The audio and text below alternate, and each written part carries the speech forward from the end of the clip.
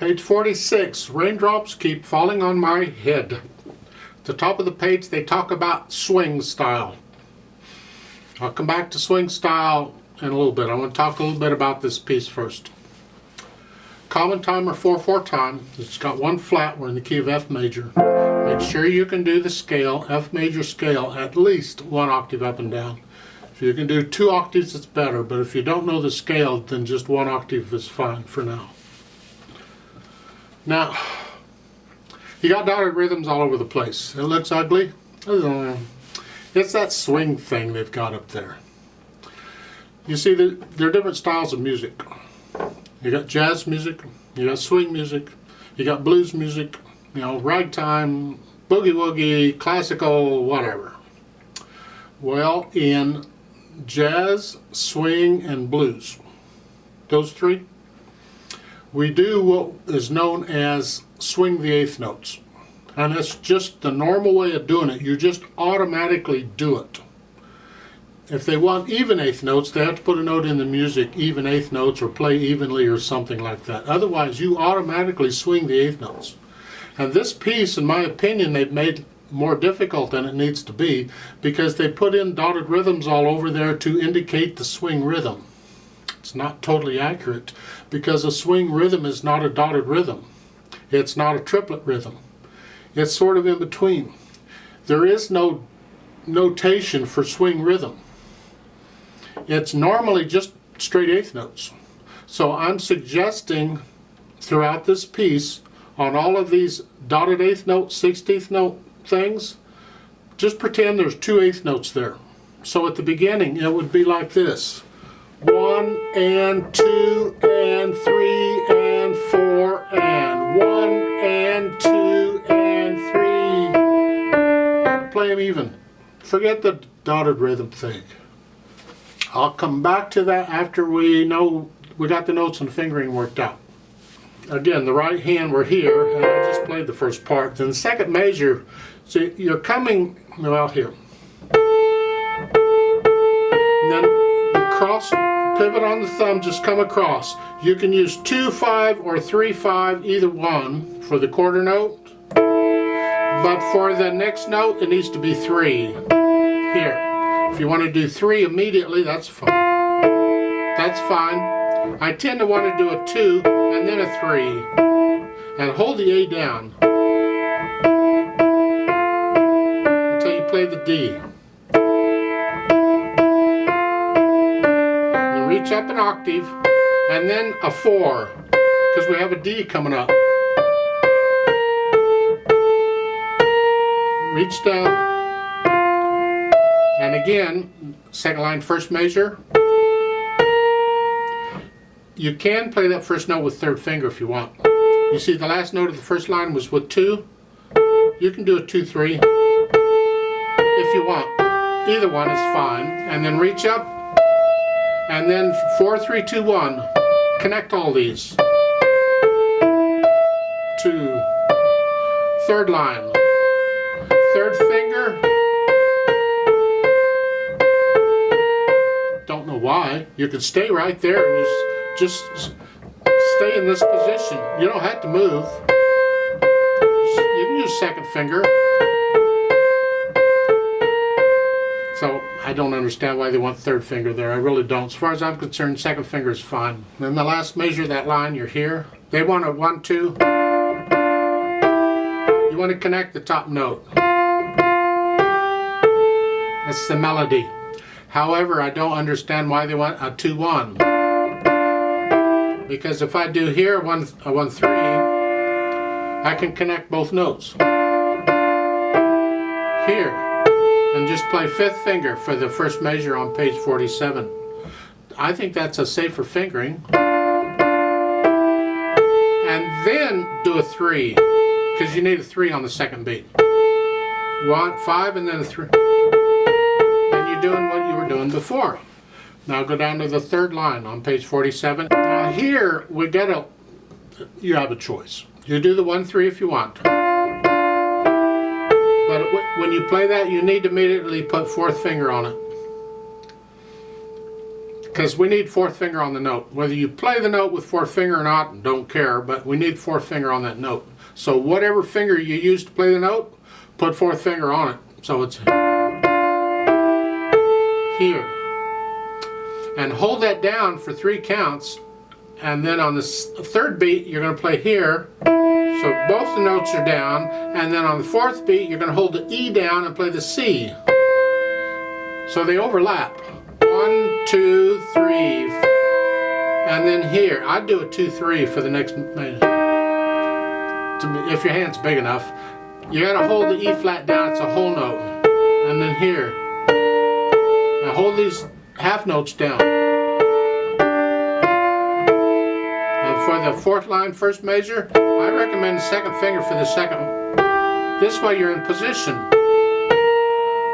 You can connect all these. 2, and I would do a 5-2, hold the half note down, and then a thumb. You gotta hold the C down. The notes are overlapping, so. And now and here, you're almost stuck with this one. You have to have pretty big hands to do that. So, hold the F sharp down. This is one of those times where you're up in here and there's not a lot you can do about it. Good luck with that. And then an F natural. Because at the end of the fourth line, both of those half notes are F sharp. Remember, the sharp is good for the whole measure. But for the next measure, sharp goes away. It's a new measure, so it's F natural. And for the next measure, definitely not 1, 2. No. 1, 3, 2, 4. Connect them both. And the next one, their fingering, if you want, is okay. You can do a 1, 2, 3 and a 1, 2, 4. You decide on the fingering you want there. Whatever. Then for the coda, again, I do a 1, 2, 3, 1, 3. The next, rest, thumb. And this note, 1 ienda, 2 ienda, 1 e-end, or 1 and. So the A's on 1, the F is on and. 1 and. And then that's tied. So just for a little bit, take out the tie and play all the notes. 1 and 2 and 3. Okay, there's even eighth notes. Well, once you get that, put the tie back in. Just hang on to the note. 1 and 2 and 3, like so. And then reach up 2, 5. See, the whole chord is that. We're not using the C. Here. Left hand. The left hand's fine if it's an F chord. Okay, big deal. Be sure and play the rest in the second measure. And then this ain't a 1, 2. That's okay if you want. It's A, B flat, E flat, and then here. If this doesn't work for you having it here, then you're going to have to figure out a way to get here. So you could do a 4 and a 4 again. It's up to you on the fingering here. You find one that works for you, but if your hand is small enough, use the fingering in the book. Here. And then second line, second measure. The bottom note. That's what we want, and so I like this fingering. And then 2, 1, 3, 1. See, it's the last line there. We want to hear that.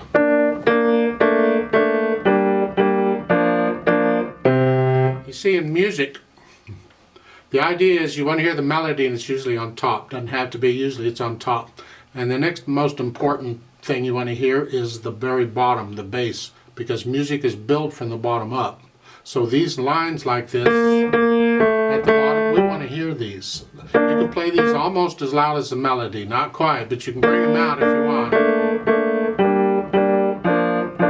And then the next page is similar. Let's go down to the bottom of page 47. You're here, and here, now you can play that with 5-2 if you want, and then here, it's a F,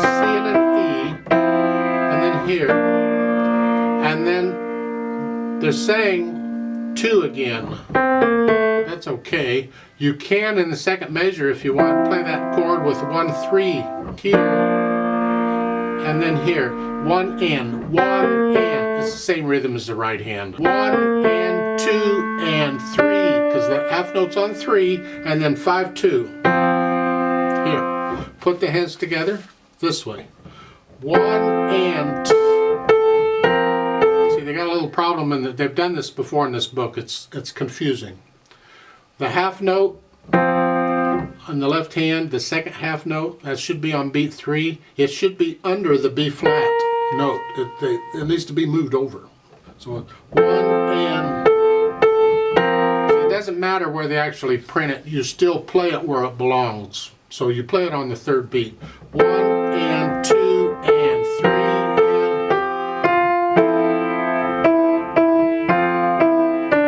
Those 2 notes are by themselves.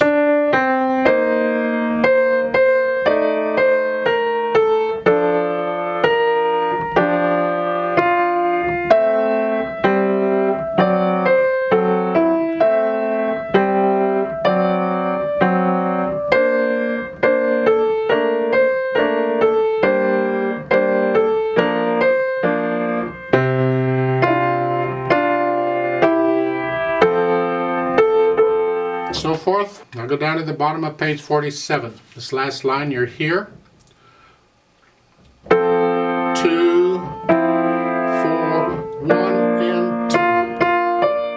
1, 1, 2, 1 and 2. 1 E and a 2 E. Here. So you kind of work it out that way, and then once you have that, we can add the articulation and the little grace notes and things. I'm still playing all this even though. I'm not doing any dotted rhythms or nothing. So here it's all connected as best you can.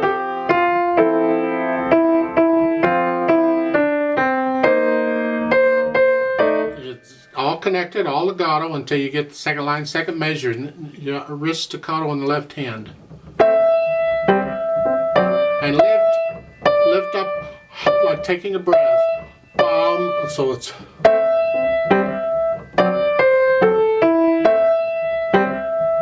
then again lift up in the right hand between these phrases. Those, according to the words, there's no break there, but you can go ahead and lift up if you want. And there's a difference of opinion in the second line, last measure here. The first note ends a sentence. So if you want to lift up before the second note to start a new phrase and then connect it, I see nothing wrong with that. In my opinion, that follows the phrasing and the words. So the second line is there.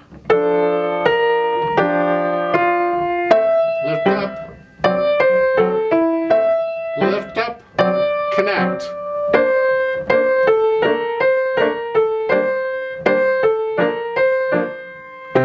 Accent, don't get carried away with this accent. We don't want a really loud note here. It's just a solid note. And then the tenuto on these. Connect these as best you can. You almost slow down a little bit. And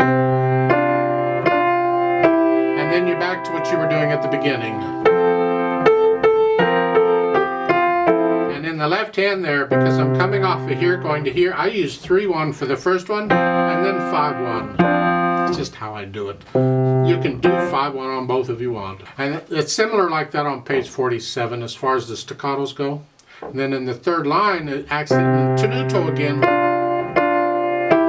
And then these 16th notes, different ways of interpreting this. You can play them really quick if you want as grace notes. 1, 2.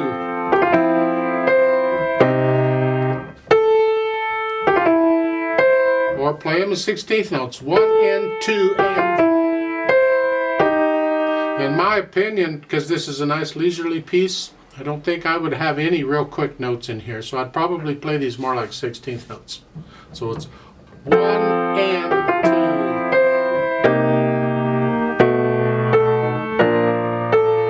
This is all connected.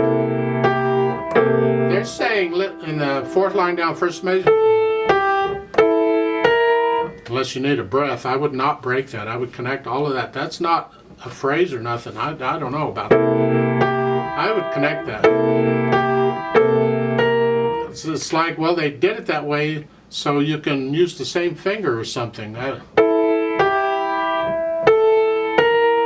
But if you use second finger on that second note, you can play that legato.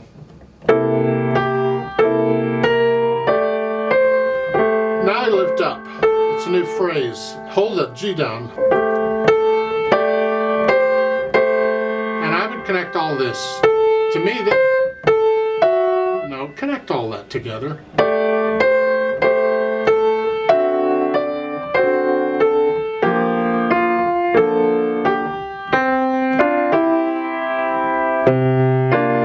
Accents on those. Don't separate them. Could if you wanted to, I guess. I mean, typically a lot of people will do that when they have accented notes one after another. They'll separate them just a little bit. Okay, that's fine. Whatever. For the coda, go on the next measure. Coda, connect it. This is two notes, hang on to that. Connect all of this together as one big long slur.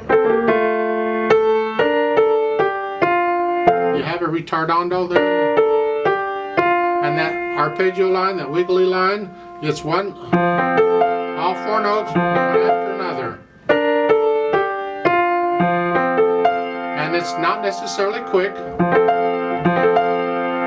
because it has to be in the style and the mood of the piece you're playing. And here we're at the end. Slow down. You have to decide how fast you want to play those. So I play the bottom note on the beat. They're not necessarily done in rhythm. They could be. You could slow it all the way down to maybe 16th note. Half notes, eighth notes. I don't know, you feel it. Dynamic wise, well, it's melody, moderately soft.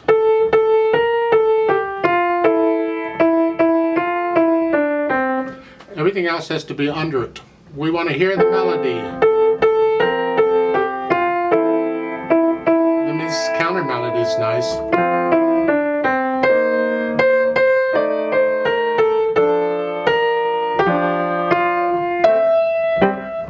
If you can, the bottom note, I'd like to hear that too.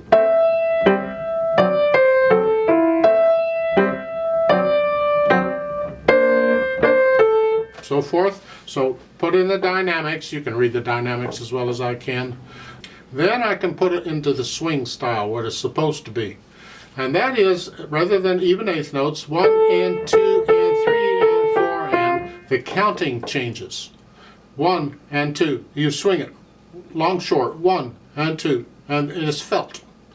The different short notes can be different shortnesses depending on how you feel. So it's not locked into a set rhythm. You feel it. So on only the eighth notes, you don't swing anything else.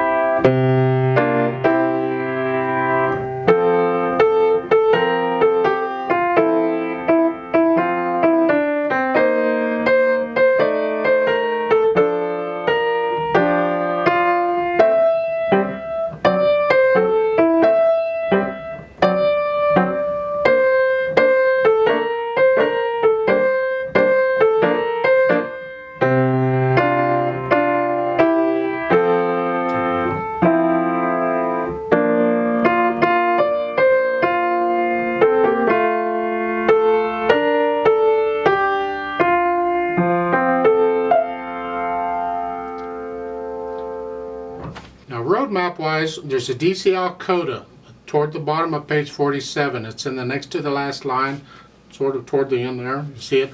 DC, remember, means go back to the beginning. So you go all the way back to the beginning.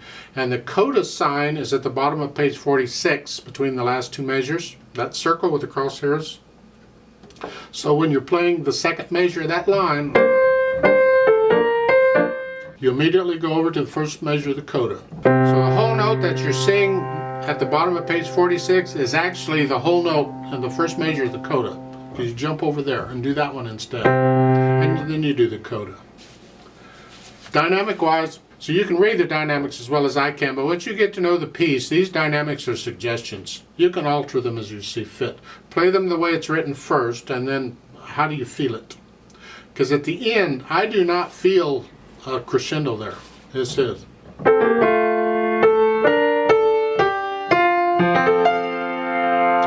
Maybe you did, maybe you did. Feel it, go for it. But I tend to want to just die away.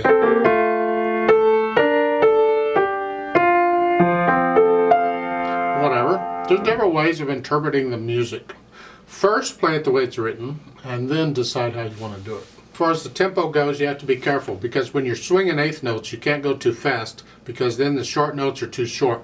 You can't do a good swing fast. That's not swinging it. That's yuck. You got to play slow enough so you can get into the swing of it.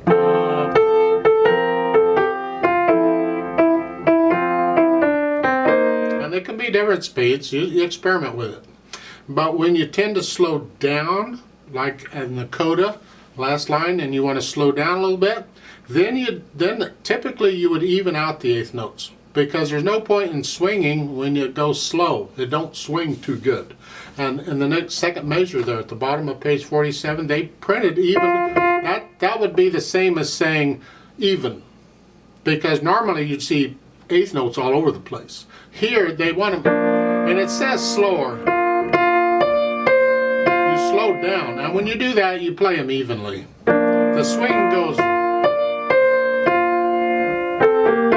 and all the way, so we don't swing these. Here, that's when you start slowing down. So keep that in mind when you're interpreting blues, swing, or jazz. Now, I'd like to play this with you. I won't do the dynamics, but let's just try it. I will swing the eighth notes. I'll give us 4 counts. Let's just try it together. Make sure we have the right notes and rhythms. 1, 2, ready, and go. And 1, and 2, and 3.